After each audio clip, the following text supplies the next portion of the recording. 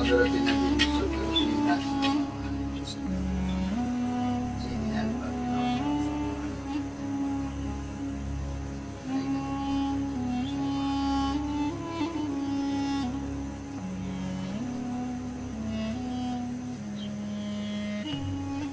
Nafa'ana Allah bima wa barakatuh wa syarih. Amin ya Allah. Al-Fatihah. Bismillahirrahmanirrahim. Iyyaka na'budu wa iyyaka nasta'in. Shiratal ladzina an'amta 'alaihim.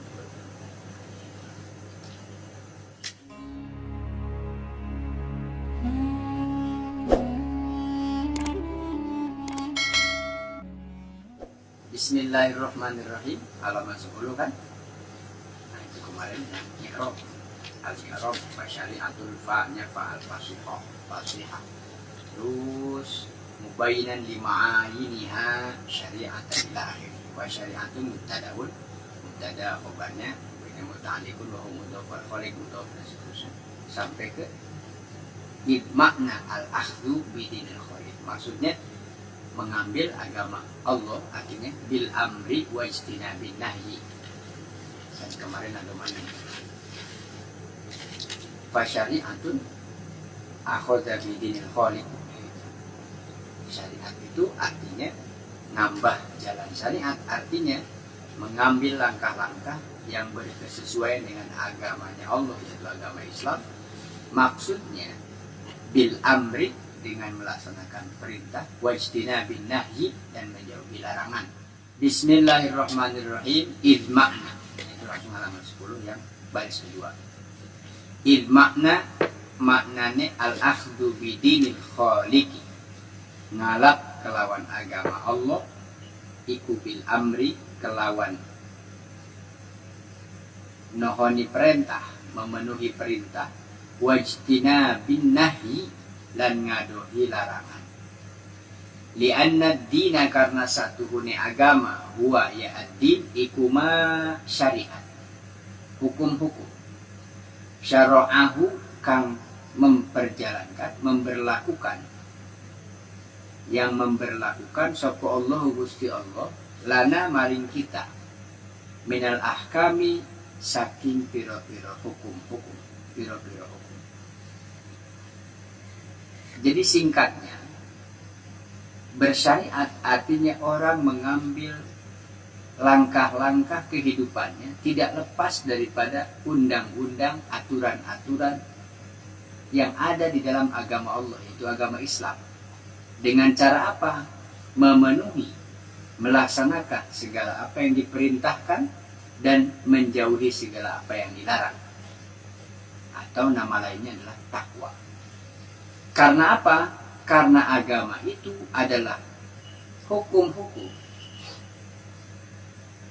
langkah-langkah, aturan-aturan yang diberlakukan oleh Allah bagi kita, yang di dalamnya terdapat hukum-hukum kehidupan berkenaan dengan muamalah, nakahat, pernikahan, usaha, dagang, bisnis, politik, siasat, kemudian jihad dan lain sebagainya. Itu ada di situ yang terangkum di dalam dua hal. Wahia lan utawi ahkam iku al ma'muratu kang den perintah, wal munhiyatu lan kang den cegah.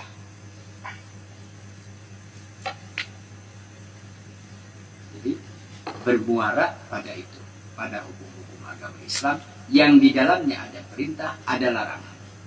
Yang nanti dalam usul fikih perintah juga dirinci nanti. Tafsir perintah yang menunjukkan al-aslu al-amru lil wujub, al-aslu fil amri lil wujub.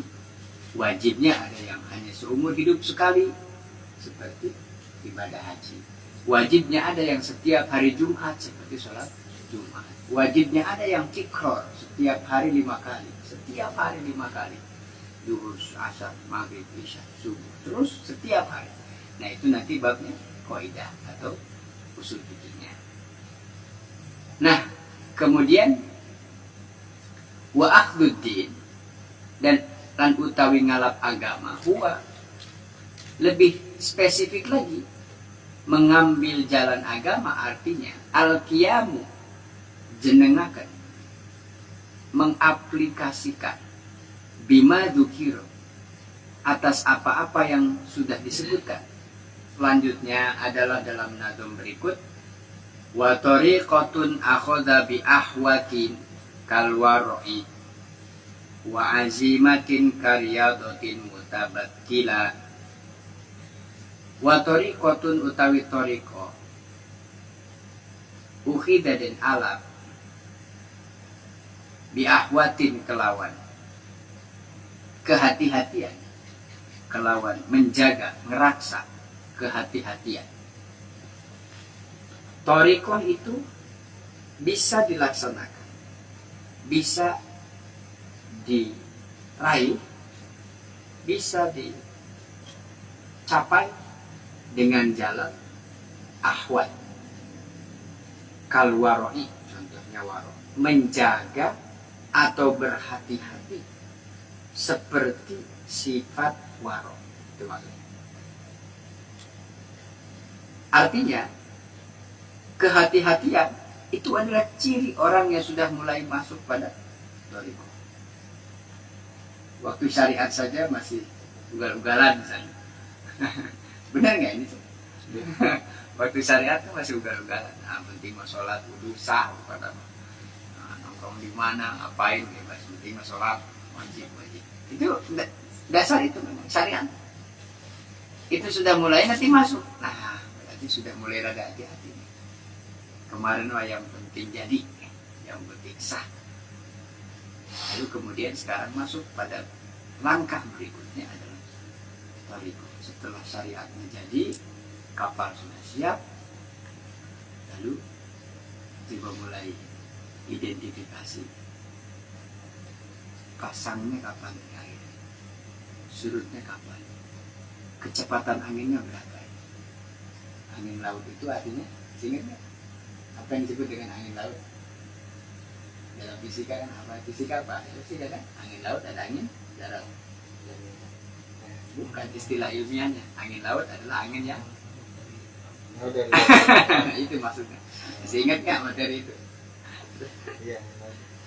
Angin darat adalah sebaliknya kan? Jangan setelah kapal jadi langsung main starter aja berangkat. Arahnya yang jelas, hati-hati. Kelihatannya cuacanya bagaimana? Lihat bintang, arahnya kemana? Kecepatan angin berapa? Berapa yang pas untuk kita mulai start dari sekarang? Dari mulai pelabuhan. Lihat ombaknya. Akhirnya normal atau tidak? Apa ini karena badai di tengah laut sehingga warnanya berubah? Lalu kelihatan seperti, jangan tertipu seperti kejadian tsunami itu.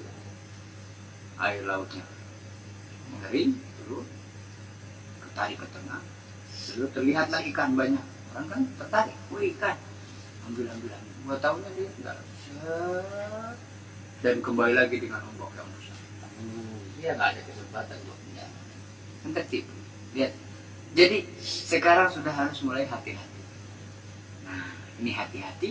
Kalau waroi, salah satu sifat kehati-hatian adalah waro. Itu yang tadi saya pertanyakan. Apa kita yang lihat, ya apa yang kita lihat contoh-contoh figur seperti itu tidak hati-hati, tidak waro. Misalnya saya contohkan, Bang Olik ini beli makanan dari mana? Kan gitu. Ini saya lagi cerita, hati-hati banget saya waro. Enggak, saya makan dulu, saya tanya dulu Bang Olik, dari mana beli? Uangnya uang siapa? Terus tadi waktu beli Bang Olik yang jualannya laki-laki perempuan. Ini kira-kira ada campuran apa? Belinya di mana?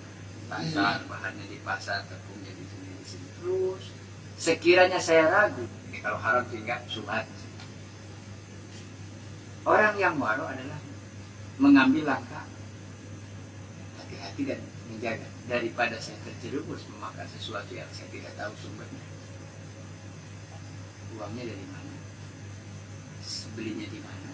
Terus orangnya gimana? Jual. Nah setelah itu baru saya pikir, saya nggak berani makan karena tadi Nah kalau begini berarti kan apa sesederhana itu mengartikan warok. Sehingga setiap ada orang Pak, saya ini warok.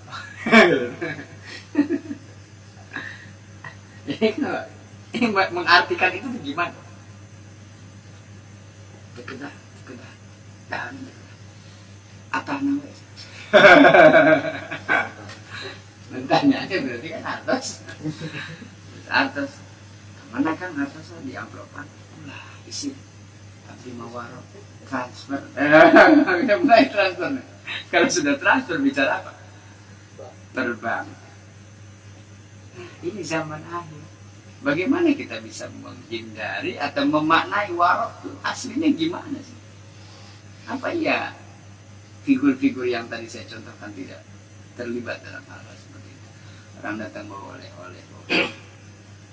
Makanya ketika memandang satu hukum dari satu sudut pandang saja, dia akan menemukan kesempurnaan, kesohihan yang pas. Selalu saja ada kekhawatiran, keraguan, sampai-sampai saking orang pengen betul-betul warok. Kan berlebihan, sudah mulai berlebihan begini ya. Suatu ketika sahabat datang ke Rasulullah kemudian mengatakan, "Ya Rasulullah, saya amat sangat mencintai engkau, sehingga malam hari saya habiskan untuk bersolawat kepadanya." Kata Rasul, bagus Rasul, bagus. Kalau seandainya siang harinya juga saya akan habiskan untuk bersolawat kepadanya, gimana? Bagus ya? Bagus. Udah tuh dijalankan malam salawat karena kecintaan yang luar biasa. Nggak cuma berhenti di senang bersolawat siang dan malam, tapi dia mulai berpikir bahwa apapun yang menghalangi saya bersolawat akan saya jauhkan. Saya tidak akan pernah punya keinginan untuk menikah, tidak akan mau bergaul dengan manusia manapun, karena saya ingin menjaga kecintaan kepada Rasul. Baguskah begitu ya Rasul? Bagus terus saja. Saya adalah makhluk yang paling mulia, yang dipilih diutus oleh Allah untuk menyempurnakan syariat, dan saya adalah pemimpin daripada Nabi dan Rasul. Saya juga tidur, saya juga beristri, saya juga berumah tangga, punya anak, berkumpul dengan orang banyak, saya juga bermuamalah. Ini apa maksudnya? Lalu bagaimana prinsip-prinsip warok yang didefinisikan Baginda Rasul? Pantas Kiai bilang, Kiai Adib itu guru saya di Buntet bilang, setelah kalian keluar dari pesantren, bukan berarti kalian semua harus jadi ustaz, kiai. Lalu apa hikmahnya untuk bersosial di masyarakat, untuk memberi manfaat? Silahkan yang jadi petani, petani yang santri. Ini bahasa yang sederhana. Petani yang santri itu berarti kan yang bersyariat, yang bertoriko, dan yang berhakikat. Kan gitu kira-kira. Cuman bahasanya yang santri. Santri itu kan bukan santri kayak itu. Santri. Jadi politikus yang santri, jadi pebisnis yang santri, jadi ustadz yang santri. Kalau begitu kan berkembang pertanyaan, ada ustadz yang nggak santri. Sekarang apalagi ustadz yang dadakan maksudnya. Nah, betapa sulit kita memahami fenomena hari ini, kemudian merujuk pada kitab-kitab yang berkenaan dengan sifat-sifat amalan batin seperti warok, khusyuk. Bagaimana bisa khusyuk? Rumah saya di kampung, Pak. Bahkan saya ruangannya kedap suara. Untuk khusus pas sholatan saya, itu kedap suara seperti studio. Sehingga ada suara angin itu nggak dengar, ada hujan nggak dengar. Jadi aman sholat, nggak ada kedengaran apa-apa, nggak ada. Pas mau sholat, naruh HP, pinjam. Kan sinyalnya masuk gitu. Artinya kedap suara oke, tapi kedap sinyal. Ya saya kan mode pesawat gitu. Akhirnya orang-orang yang sudah menempuh ini ada giroh yang luar biasa, sehingga dia berniat untuk membuang jauh-jauh kemarin. Apa yang membuat dirimu jauh dari Allah hindari? Ada apa di rumah? Wah. Itu bagus disedekahkan daripada dibuang. Iya disedekahkan, misalnya HP saya sedekahkan ke orang. Ternyata orangnya tidak amanah. HP itu malah dipakai jadi media buat dia bermaksiat, senang main game, akses berita yang nggak perlu, nggak penting. Saya sebagai wasilah yang menjadikan dia jadi banyak maksiatnya kan dari saya, Bang. Dulu waktu tidak ada HP, datang ke sini duduk bukannya abdaus. Mentok-mentok udah bingung tidur jadi kan. Makanya tidurnya jadi ibadah kan ya, menghindari maksiat mending tidur. Nah, betapa sulit dan luas kita bisa menyimpulkannya bagaimana kalau fakta. Lalu kita akan lihat figur-figur seperti yang kita sebut. Kok begitu tenang menyikapi segala perubahan zaman? Gimana ya? Tapi ini syariat harus dijalankan. Maka apa yang dimaksud Rasul pertahankan dengan sunnah dan sunnah khulafaur rasyidin di tengah kerusakan. Nah, berarti kan ada yang rusak. Lalu kita masuk kemana? Wa tariqatun ukhidha bi ahwatin kal warah. Satu nazam saja begitu kan, kalau memang kita mau kaji itu ya kaji itu begitu, nggak baca biasa. Semua hal-hal yang menjadi unsur-unsur berpikir bahannya olah. Tariqah itu bisa diambil, bisa didapat, diraih, dijalankan. Konsekuensinya adalah dengan penuh kehati-hatian. Kalau kemarin kita baru bersyariat lalu masih ugal-ugalan, lalu sekarang bagaimana kita berubah dari karakter kebiasaan ugal-ugalan menjadi ikhtiar, hati-hati. Walau mau makan lihat-lihat dulu, mau minum lihat-lihat dulu, mau sholat lihat-lihat dulu. Kamu begitu luar biasa. Wah, gimana di zaman sekarang? Wa azimatin karyadotin, wa azimatin dan sungguh-sungguh, lan moyo, lan sungguh-sungguh karyadotin kayak umpamanya riyadh. Mutabatilan bertahan dengan segala macam ujian yang berat. Bala itu bencana, dan itu pasti mempelajari. Jadi sebelum masuk ke bab-bab yang dalam, musonif mengingatkan Anda harus mulai hati-hati dari sekarang. Maksudnya gimana, Syekh? Kamu warok. Lalu yang kedua, ada kesungguhan, sungguh-sungguh niat untuk berthariqah. Seperti apa? Riyadhah. Riyadhah itu berarti bahasa orang yang bertirakat, prihatin, siap. Lalu dijelaskan biar paham. Begitulah jalannya thariqah, harus ditempuh dengan kehati-hatian dalam sikap sifat warok, juga kesungguhan niat seperti riyadhah. Kalau sudah niat itu, kesempatan bisa dicari kan gitu. Kesempatannya ada tapi tidak ada niat kan nggak bisa. Tempatnya ada, majelisnya ada, ustadznya ada, fasilitasnya ada, tidak ada niatnya nggak akan bergerak. Tidak ada kesungguhan dalam hati ingin belajar agama ngaji. Tapi kalau sudah niat, jauh di juk-juk anggang di teang, mapai jalan apa? Kajian hujan, dor gelap, pokoknya maksudnya sudah ada niat, ditempuh itu. Kajian tunduh itu bisa di singlat. Awak ringsek capek itu bisa di bebenjokeun. Udah pokoknya ada niat ya. Jadi ada kesungguhan, ini diuji dulu sebelum masuk ke sini. Diuji di sini ditahan. Thariqah itu hanya akan didapat dengan Anda berhati-hati, seperti contohnya warok. Itu baru istilah warok, belum kita bahas. Yang kedua, Anda harus bersungguh-sungguh seperti riyadhah, yang pastinya akan memberatkan. Kenapa memberatkan? Karena kita hidup tidak sendiri. Apalagi di zaman sekarang. Kita tidak hidup di zaman Rasul, tidak hidup di zaman sahabat, tidak hidup di zaman tabi'in.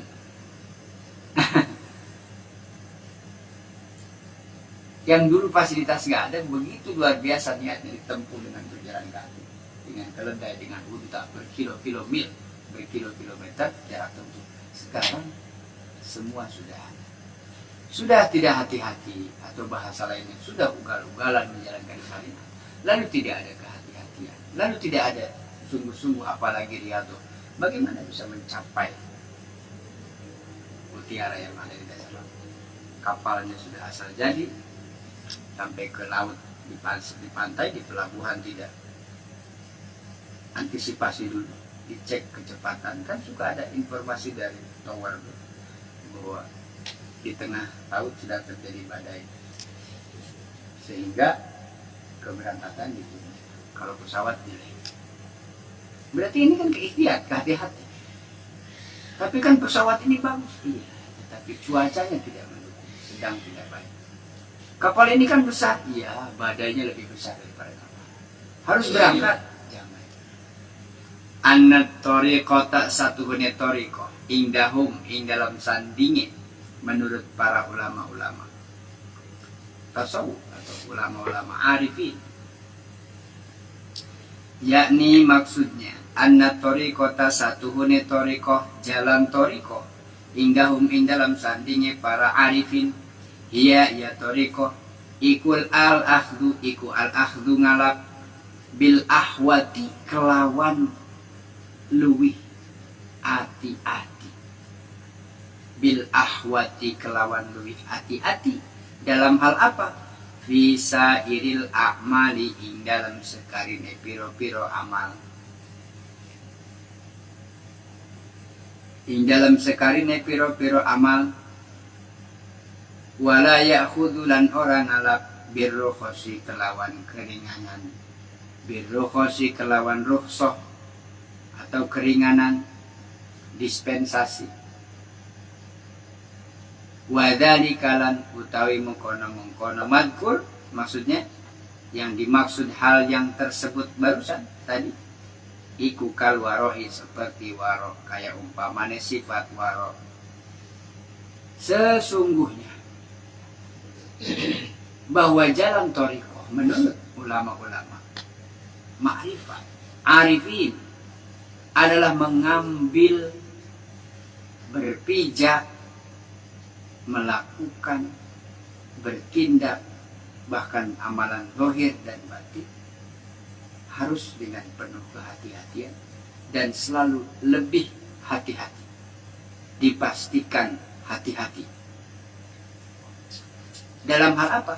Sairil amal, seluruh amal perbuatan, penglihatannya, pendengarannya, penciumannya, ucapannya, kata-katanya, pergerakan tangannya. Mungkin lebih ekstrimnya ketika dia bernapas, tariknya baca apa, keluarnya baca apa. Allah, Allah, Allah, Allah, naik Allah, turunnya Allah, setiap detik tidak lepas. Kenapa begitu? Jika satu kali tarikan nafas saja saya tidak nyebut nama Allah, sudah dilewati pikiran kemana-mana. Setan nunggu celah kapan dia lupa untuk narik nafas, tidak menyebut nama Allah. Ditungguin. Lihat sana Allah, lihat sini. Kemarin sudah dibahas di awal itu, bahwa apa yang dilihatnya semuanya tidak ada kecuali yang ada. Melihat ini tidak ada. Dalam seluruh amal, kalau amal ini kan ada yang luar, namanya arkan. Amalan luar kan ini fisik. Simpulnya panca indera, yang didengar, yang dirasa, yang dilihat, yang dicicip, rasa, tangan kaki. Sairil amal itu semua. Belum yang batin, pikiran, perasaan, dugaan, curiga, harapan, dan semuanya. Hebatnya lagi, wala ya'khudhu birrukhas, sudah tidak begitu tadi, sudah tidak asal melakukan, tetapi selalu berhati-hati dalam bertindak di dalam seluruh amalan. Plus la ya'khudhu birrukhas, dia tidak mau mengambil keringanan-keringanan. Rukhsah, ngambil rukhsah itu nggak mau. Pak, kalau nggak ada air bening mah putih, kan boleh dong minum teh. Baik mau manis mau tawar teh. Enggak, saya mah air putih aja. Padahal boleh, nggak haram. Teh boleh, mau kopi boleh. Tapi sudah mah dia juga nggak ngambil keringanan. Ini kan masyarakat, dalam keadaan darurat. dalam perjalanan boleh buka puasa. Bahasa gampang nama sintek korban, bahasa gampang. Mirip-mirip sama orang yang sudah mulai warok. Dan putus sampai di situ hanya karena tidak diteruskan. Nah, salatnya sintek korban. Ayat itu masih mending. Jadi ada kekhawatiran kan ikhtiar. Di hatinya betul sumbernya dari kehati-hatian. Yang menurut saya kurang tepat itu karena kan sekarang banyak pom bensin. Itu kayaknya nggak ada alasan saya. Karena banyak pom bensin sehingga masa kod untuk safar, kosor, jamak nggak berlaku gara-gara ada pom bensin itu nggak ada. Nggak ada alasan. Sekarang banyak SPBU. Kan sekarang mah jalannya nggak kayak di Arab dulu. Kan sekarang mau mobil nggak pakai kuda, nggak pakai unta. Alasan-alasan itu tuh dalam syariatnya dalam fikih itu nggak ketemu bahwa rukhsah untuk masa fatul qasri orang boleh berbuka puasa dan boleh sholat di qasar di jamaah itu bukan karena fasilitas perjalanan sekarang, tetap hukumnya. Elatnya adalah Anda musafir la tunatu bil ma'asi, selagi bukan maksiat berarti Allah kasih rukhsah. Orang yang ma'rif, yang toriko, orang yang toriko, ada rukhsah aja nggak diambil. Kerja udah gampang. Berarti kan ugal-ugalan. Syariatnya ugal-ugalan. Lalu bicara tentang toriko, masih karakternya begitu ugal-ugalan. Nah maksud saya, ya, coba dari situ deh. Ya minimal kan bukan berarti menampakkan diri bahwa kita sudah bertoriko, tapi coba ini jalankan dulu. Sekarang saya boleh hati-hati. Ngukur hati-hati ini ngukur ke siapa? Jangan langsung ke Imam Ghazali. Jangan langsung ke Sultanul Auliya. Siapa Qadir? Ngukurnya siapa? Yang mursyid itu ninggalin. Bagi kenapa enggak makan ikan? Nih kan ayat hadis, lamun jelma duduk diam di tempat majelis ilmu, yustaghfar atau dimintakan ampunan man fis samawati wal ardi hatal hitan sampai ikan-ikan itu selalu membacakan istighfar untuk orang-orang yang duduk di majelis ilmu. Dah abah mata mau laut teh itu harunya ke minta ke istighfar. Nah itu ada asal. Pantang, jangan kemudian kenapa nggak makan ikan? Beraya hajan. Makanya sama dengan kendaraan batu coba kurang bahas kendaraan orang deh. Kendaraan batu atau kalau yang sama-sama visi misinya, kalau yang enggak, coba ngaco. Padahal bener, cuma kitanya nggak kendaraan batu, gara-gara kitanya aja kendar.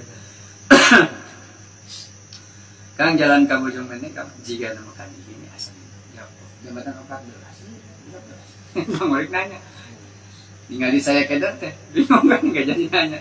Aku mau main tahu nggak? Ya entar nanya aja Kang di jalan. Karena sudah meragukan saya, gitu. Karena saya aja kendar, gimana saya mau bisa memastikan Bojong Menteng itu perumahannya di situ gimana? Coba itu anna tariqa indahum hiyal akhdhu bil ahwat fi sa'idil a'mal. Persoalannya fi sa'idil a'mal itu saya mungkin agak sederhanakan menurut saya kalau saya mencoba untuk bertahap. Al akhdhu bil ahwat fi sa'idil a'malnya tuh biar barangkali di press dulu, diturunkan dulu tensinya, tidak di sa'idil a'mal.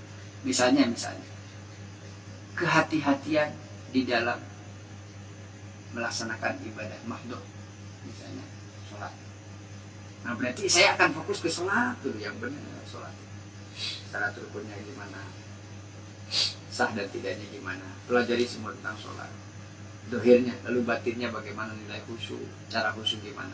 Kalau sudah sa'iril amal berarti sudah bukan dalam hal ibadah saja, tapi berhubungan sosial, itu harus dengan ahwat, hati-hati. Bahkan tidak ada rusuh. Wadhalika lan utawi mengkodo madkur iku kal waro ika yang umpama waro. Qala dawu sopo al Qushairi, Imam Qushairi, al waro utawi sifat waro. Al waro teh apa sih? Al waro utawi sifat waro iku tarkus syubhat. Tarkus syubhati, tinggal perkara syubhat. Satu aja. Nah, ada tahapan berarti nih, kita boleh milih dulu nih, pelan-pelan dalam rangka belajar. Yang pertama, waro itu menurut Imam Qushairi adalah meninggalkan sesuatu yang syubhat. Apa itu syubhat? Mirip-mirip, samar-samar. Nanti keterangan lebih lanjutnya. Mirip-mirip, samar-samar. Mau dibilang halal, nggak lepas dari transaksi jual beli di pasar.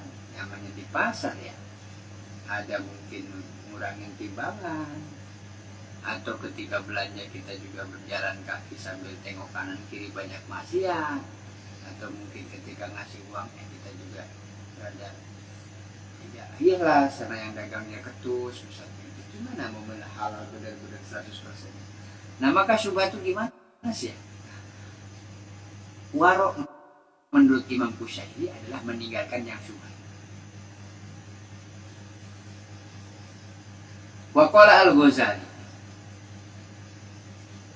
Jadi kalau meninggalkan yang syubhat disebut warok, barangkali kita disebut hebat. Kan kalau meninggalkan syubhat sudah hebat nih, bagus. Kalau kita meninggalkan yang haram, kan berarti sudah paling rendah ya. Misalnya meninggalkan yang syubhat ini susah, syubhat ditinggalkan, yang haram, ayo ini kacau. Berarti meninggalkan, makanya Abah itu siloka ketika bilang puasa itu harus jelas puasa apa. Kalau yang wajib Ramadan misalnya, atau qada atau nadar. Kalau nggak ada arahnya, apalagi tidak diarahkan, tidak ada sandaran dari mana-mananya, yang bagus itu harus ditentukan waktunya berapa lama, kapan mulai, kapan berakhir.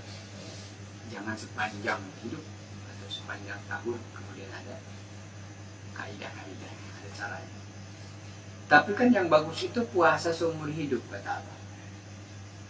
Maksudnya puasa seumur hidup tidak memakan dari sumber yang jelas-jelas kita tahu bahwa itu haram. Itu puasa namanya. Nah itu bagus katanya kalau puasa itu. Berarti meninggalkan yang haram di sini sudah tulis, nggak ada. Daya tambah sudah keharusan, kepastian, kewajiban pokok bahwa setiap mukmin adalah meninggalkan larangan, sesuatu yang dilarang, yang haram. Lalu yang kedua Al-Ghazali, Al-Ghazali, Imam Al-Ghazali mengatakan al-wara'u utawi waro' iku arba'u darajatin, papat piro-piro tingkat. Waro itu ada 4 derajat, 4 tingkat.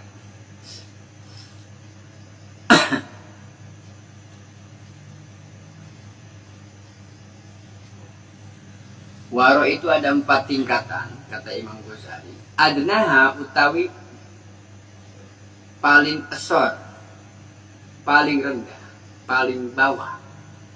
Yang paling bawah daripada derajat iku waro'ul adli, hati-hati dalam sikap adil. Adil maksudnya wahwa, yang dimaksud waro'ul adli adalah pendapatnya Imam Qushairi, waro itu meninggalkan syubhat. Pada saat ngobrol dengan seseorang, Abah menjawab puasa itu adalah menahan dari makanan-makanan dan minuman-minuman yang haram, bukan yang syubhat, yang haram. Itu sudah bagus. Karena yang dipakai kecerdasan spiritualnya adalah melihat siapa yang sedang diajak bicara. Lalu kemudian Abah malah bersepakat dengan Imam Ghazali bahwa derajat warok yang paling bawah adalah meninggalkan segala sesuatu yang haram. Jadi Abah tidak mengikuti Imam Qushairi mentang-mentang namanya nama saya kan Qushairi, saya harus ikuti. Enggak, lihat dulu siapa yang bicara. Ternyata orang yang masih seperti kita ini, kita gitu, adnaha yang paling rendah adalah, apakah saya sudah warok? Sudah, sedang dalam proses menuju warok tingkat kedua. Yang pertama udah lulus. Mengapa yang pertama? saya tidak memakan, melakukan, berbuat sesuatu yang haram. Itu saja dulu. Seperti apa sih maksudnya meninggalkan yang haram? Kariba, seperti umpama riba, wal muamalatil fasidati, lan muamalah bisnis, usaha-usaha, transaksi-transaksi yang fasidah, rusak secara syariat, rusak. Rusak secara syariat itu berarti merujuk kepada hukum fikih muamalah. Contohnya, Imam Syafi'i mensyaratkan bahwa jual beli itu salah satu syaratnya adalah ijab dan seperti apa sih maksudnya meninggalkan yang haram? Kariba, seperti umpama riba, wal muamalatil fasidati, lan muamalah bisnis, usaha-usaha, transaksi-transaksi yang fasidah, rusak secara syariat, rusak. Rusak secara syariat itu berarti merujuk kepada hukum fikih muamalah. Contohnya,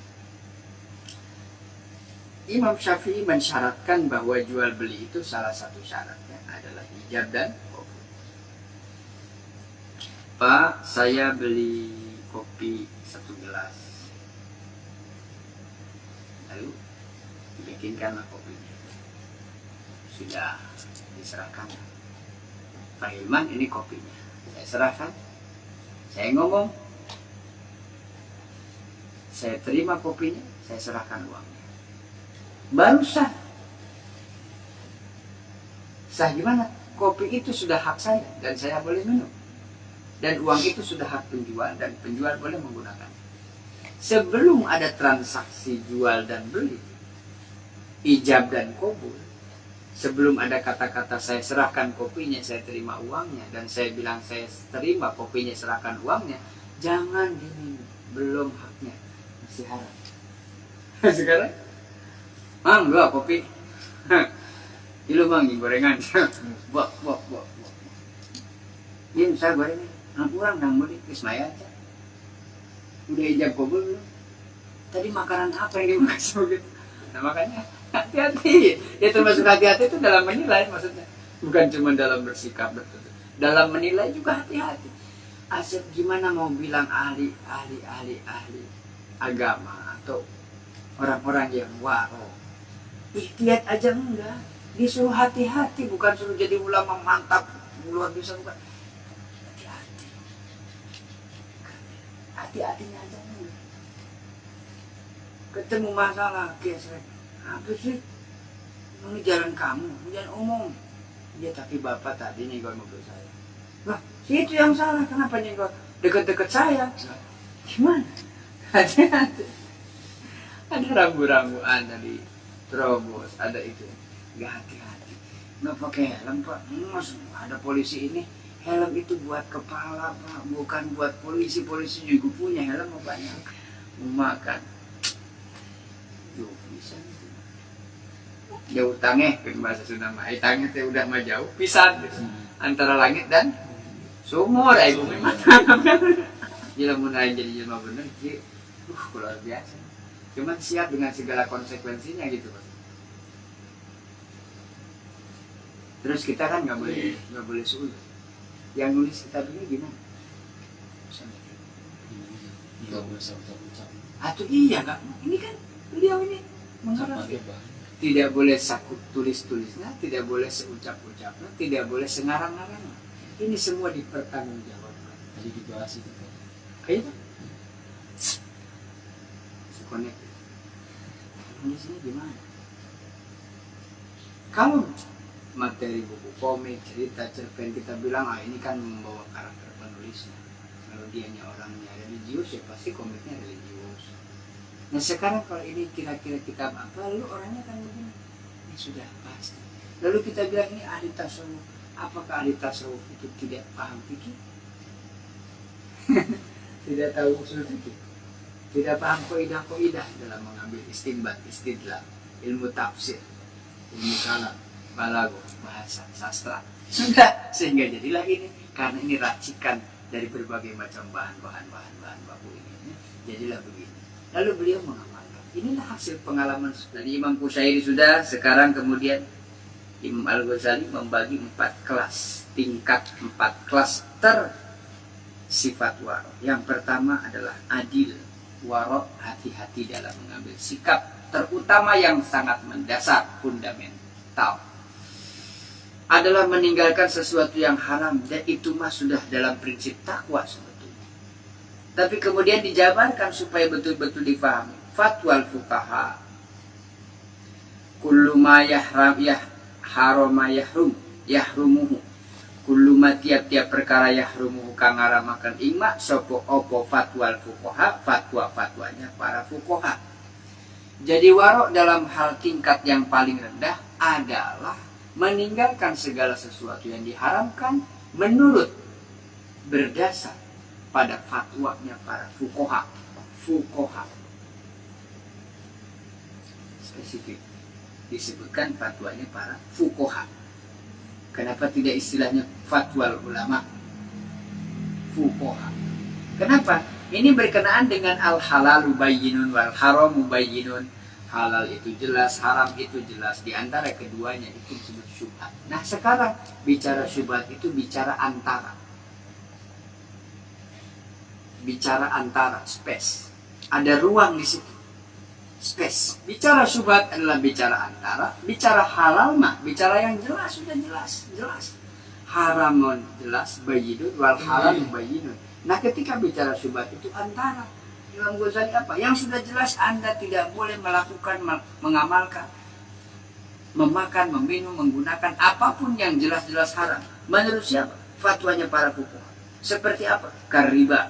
Masuk. Langsung teng karena bab riba yang begitu. Mana memang ada riba yang agak haramnya sedikit. Nggak bisa haram sedikit, nggak bisa haram banyak. Bayyinun. Jelas keharaman, jelas halal. Di babnya ini fikih, dibuka semua fikih muamalah tentang spesifik bab riba.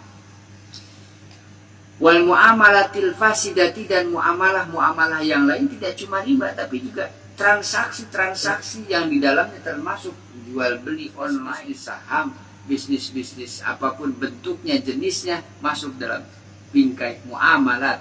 Apakah fasidah? Fasidah lawannya, kalau fasidah kan rusak. Fasid itu rusak. Lawannya fasidah itu apa? Berarti sahih, sah.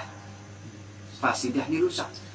Transaksi yang gagal, rusak, tidak sah secara hukum fikih, maka disebutkan fatwanya fuqaha.